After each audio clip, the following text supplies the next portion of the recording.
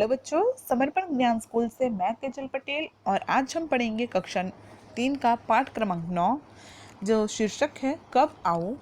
पाठ में हम व्यक्तियों के स्वभाव और स्वभाव के अनुसार उसका आचरण यानी कि उसका वर्तन क्या होता है वो जानेंगे। और पाठ में ईर्ष्या करना, ईर्ष्या यानी कि किसी के काम से जलना, पर किसी अच्छा नहीं लग किसी के बारे में बुरा सोचना, तो इसका परिणाम क्या आता है वो हम जानेंगे। तो हम पाठ की शुरुआत में ही एक नाम दिया है अवंती। तो अवंती ये किसी व्यक्ति का नाम है और उसने उसके गांव में एक छोटी सी दुकान खोली है और वो दुकान में रंगाई का काम करता है। रंगाई करना यानी कि रंग लगाना, ठीक है। तो वो कपड़ों की रंगाई करने का काम करता था। कोई भी कपड़ा हो तो उसको रंग करके उसे नया बना देना, तो वो ये रंगाई का काम करता था और गांव वासियों के लिए कपड़ा रंगना उसने शुरू कर दिया था। तो अब उसके गांव के जितने भी लोग थे उनके कपड़े रंगना उसने शुरू कर दिया था और सब लोग उसकी रंगाई की प्रशंसा करने लगे। उसकी रंगाई की प्रशंसा करना यानी कि उसका जो काम है उसकी प्रशंसा करते थे। प्रशंसा यानी कि बखान करना, किसी के बारे में अच्छा बोलना। तो उसका काम इतना अच्छा था कि गांव वाले उसकी प्रशंसा करते थे, उसके बारे में अच्छी बातें बोलते थे। धीरे धीरे उसकी दुकान चल निकली यानी कि उसको काम मिलता रहा और उसका काम जो है वो ज़ोरों शोरों से चलने लगा। अवंती की प्रशंसा सुनकर उसी के गांव में एक सेठ है। सेठ यानी कि एक धनिक इंसान, धनी यानी कि पैसे वाला, बराबर। तो पैसे वाला एक सेठ है, धनी इंसान है और उसे बहुत ईर्ष्या हुई। ईर्ष्या जैसे मैंने आपको पहले बताया, ईर्ष्या यानी कि किसी के बारे में उसके काम से या उसकी तरक्की देखकर बुरा महसूस करना। तो वो सेठ के मन में भी ईर्ष्या होने लगी। किसके ऊपर? अवंती के ऊपर, क्योंकि उसकी पूरे गांव में उसके बारे में अच्छी बातें बोली जा रही थी, उसका काम सबको पसंद आ रहा था। तो ये सेठ को अच्छा नहीं लगा। तो उसने क्या सोचा कि मैं अवंती को परेशान करता हूँ। उसने सोचा कि अवंती को उसे परेशान करके उसके साथ गलत करना है, पूरे गांव में उसकी बदनामी कर देनी है अब।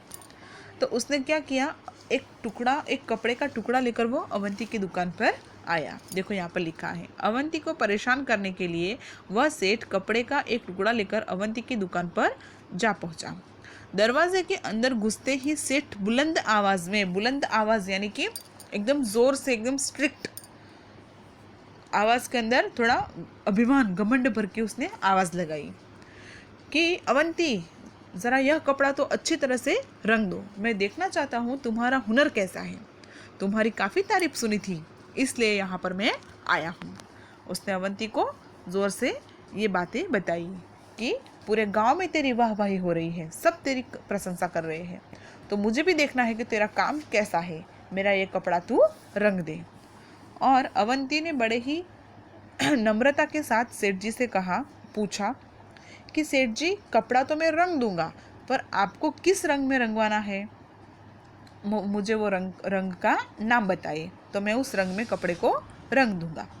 और सेठ को तो वैसे भी उसको परेशान करना था, इसके लिए उसने कहा कि रंग के बारे में मुझे कोई खास पसंद तो है नहीं, यानी कि रंग उसे कौन सा रंग पसंद है सेठ को वो उसे खुद को पता नहीं है। पर उसने कहा कि उसे हरा, पीला, सफ़ेद, लाल, नारंगी, नीला, आसमानी, काला और बैंगनी, कितने सारे रंगों के नाम बताए। देखो, हरा यानी कि ग्रीन, पीला यानी येलो, सफ़ेद को इंग्लिश में कहते हैं वाइट, लाल का तो हम सबको पता ही है रेड, नारंगी रंग का नाम है अंग्रेजी नाम है ऑरेंज, नीला यानी कि डार्क ब्लू जिसे इंडिगो भी कहा जाता है, आसमानी यानी कि स्काई ब्लू रंग, और काला यानी ब्लैक, और बैंगनी रंग यानी कि पर्पल। तो सेठ ने कहा कि ये जो सारे रंगों के नाम दिए वो उसे बिल्कुल पसंद नहीं है। और हम भी अगर हम कुछ कपड़ा लेने जाएंगे तो हमारी पसंद के रंग का ही कपड़ा लेंगे, हमें जो रंग ना पसंद हो वो नहीं लेते हैं। तो सेठ ने कहा अवंती से कि ये सारे रंग मुझे पसंद नहीं है, तो तू ये रंग में तो बिल्कुल मत रंगना। अब अवंती ने जवाब दिया कि समझ गया, आपको किस तरीके का रंग अच्छा लगता है और मैं आपकी पसंद के मुताबिक ही उसमें रंग भरूंगा यानी कि कपड़े को रंगूंगा। अवंती ने सेठ का मंसूबा भांपते हुए उसके हाथ से कपड़ा का टुकड़ा ले लिया। और अवंती ने क्या किया, मंसूबा यानी कि सेठ के मन में क्या विचार चल रहे हैं, उसने उसके क्या तरकीब है वो उसने समझ ली। कई बार बच्चों ऐसा होता है कि हम हमारे पेरेंट्स से आप अपने पेरेंट्स से कुछ बात छुपाना चाहते होंगे, पर आपके वर्तन, आपकी बोलने की तरीके से ही वो आपकी चोरी पकड़ लेते हैं। गलती से आपने कुछ तोड़ दिया हो और वो बात आपको अपनी मम्मी को बताना नहीं चाहते, पर मम्मी पकड़ लेती है आपको, है ना, क्योंकि हमारी हरकत से ही सामने वाला हमें पहचान लेता है। तो वैसे ही अवंती ने सेठ को जान लिया कि वो यहाँ पर मुझे सिर्फ परेशान करने आए हैं, उसे कोई कपड़े में रंग नहीं रंगवाना है। तो सेठ ने खुश होकर कहा, अच्छा तो इसे लेने में किस दिन में आऊँ? अवंती ने वो कपड़े का टुकड़ा सेठ के हाथ से ले लिया था।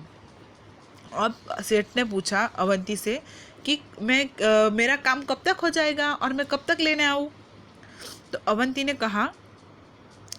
ने वो कपड़े को एक अलमारी यानी कि एक कबर्ड में रख के वो उस पर ताला लगा दिया और सेठ को कहा कि आप इसे लेने के लिए सोमवार, मंगलवार, बृहस्पतिवार, शुक्रवार, शनिवार और रविवार को छोड़कर किसी भी दिन आ सकते हैं। अवंती ने सेठ को उसी की चाल में फंसा दिया। जैसे उस सेठ ने सारे रंग के नाम बोल दिए कि उसे ये सारे रंग पसंद नहीं है, वैसे ही अवंती ने भी क्या कहा कि सारे वारों का नाम लिया और कहा कि ये वार को आप लेने मत आना, इससे छोड़कर आप किसी भी वार को आ सकते हैं। और हम सबको पता है कि हफ्ते में सिर्फ 7 दिन होते हैं, 7 ही वार आते हैं, और वो सातों के सातों वारों का नाम तो अवंती ने बोल दिया। तो अब सेठ जी जो है वो समझ गए कि उसकी जो चाल है वो उल्टी पड़ गई और वो खुद अपनी चाल में फंस गए। तो उसने सोचा कि अगर मैं यहाँ पर ज़्यादा देर रुका तो मेरी बेइज्जती हो जाएगी, इससे अच्छा मैं यहाँ से खिसक लूँ यानी कि चला जाऊँ। और वो चुपचाप वहाँ से चले गए और दोबारा फिर वो कभी अवंती की दुकान में नहीं आए। उसकी हिम्मत ही नहीं हुई वहाँ आने की, क्योंकि एक बार अवंती ने उसे सबक सिखा दिया था, है ना। तो बच्चों, ये पाठ से हमें क्या सीख मिलती है? एक तो ये कि हमें कभी भी हमारे स्वभाव में अभिमान नहीं लाना चाहिए। हमारा जो स्वभाव होता है वो हमेशा कैसा रखना है, हमें दूसरों को मान देना है तो सामने वाला हमें मान देगा, बराबर। तो हमें घमंड नहीं करना है, सबसे प्यार से रहना है। दूसरा ये कि किसी को परेशान नहीं करना है ना। अगर हम हमारे स्वभाव जो है वो प्यार भरा रखेंगे तो किसी को हम परेशान करेंगे ही नहीं। और अगर कोई समस्या आए तो उसका बुद्धि चालाकी से सोच विचार करके उसका हल निकालना है, डरना नहीं है। ठीक है, धन्यवाद।